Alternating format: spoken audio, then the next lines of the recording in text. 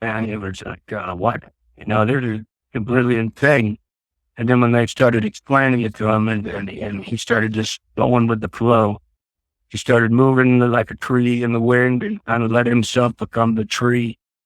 And under the mask, I got that same thing. It wasn't much about facials or who's your daddy, who's your uncle. It was about, how can I portray this character that I'm trying to get across to the crowd without saying or smiling, anything, it was just whatever I wanted, whatever I felt like I could pull through and make it happen. And it opened my mind for everything else about this business, that it's not just on drives and miracles, but it's character and everything else that goes along with it.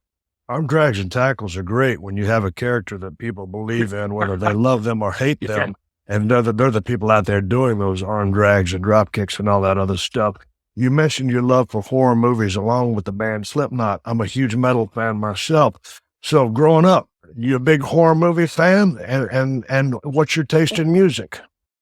I like a lot of mixture music. It sounds like I don't do just like one genre, but I am a Slipknot fan. I love Lamb of God, like I mentioned before, the Mystic. They're a little punk. And they're like a punk horror band too, so they stick out in my mind. But I also like reggae and things like that. And a lot of the Bray Wyatt character comes from my favorite band, which is Rage Against the Machine. Yeah, one of mine too. Yeah, I was kind of turned on to them at a real young age. I feel like to take the power back. A mind type, kind of just within mind, everything is Bray Wyatt character, just like the words Rage Against the Machine.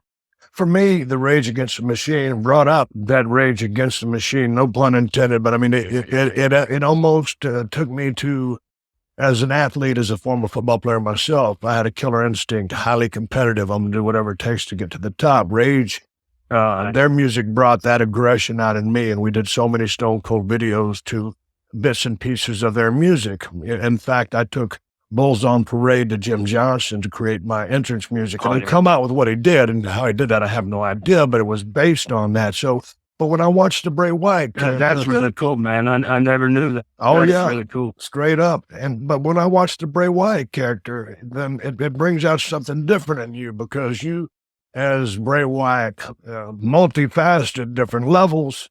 But I don't see that rage and anger. I see a free spirit who's laughing or mocking at everybody. What's going through your mind as Bray Wyatt? What was the genesis for creating Bray Wyatt, the character? How did that all come about?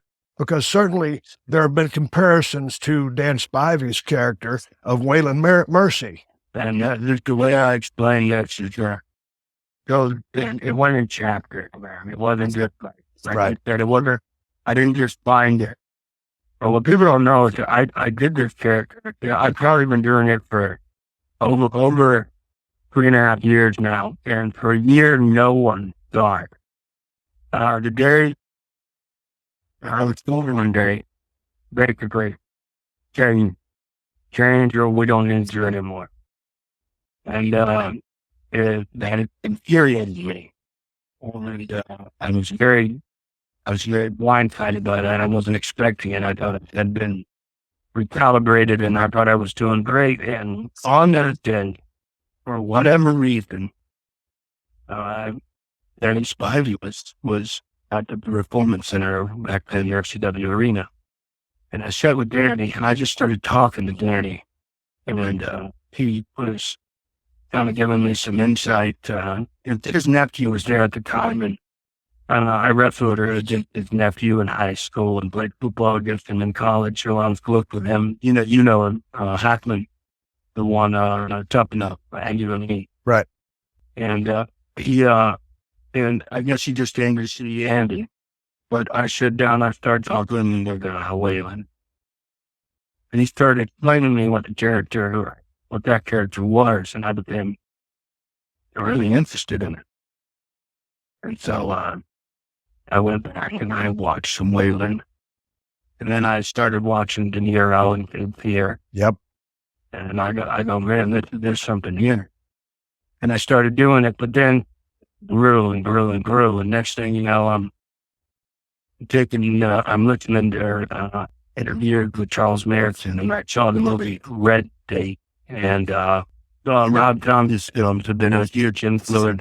Mm-hmm. And it was just like, and combine that with my natural mind for propaganda and conspiracy, and it just flowed together and it became something natural to me. It became someone could throw me a Michael Hard Monroe and pick off for 8 minutes and I fill it up and it would make sense to me because that's it. Liar, and that's who I wanted to be. Which is a polar opposite to Husky. If you would have thrown Husky a microphone and said, "Talk, go," it would have just been wrong. It wouldn't have been me. And that's kind of the beginning stages of it.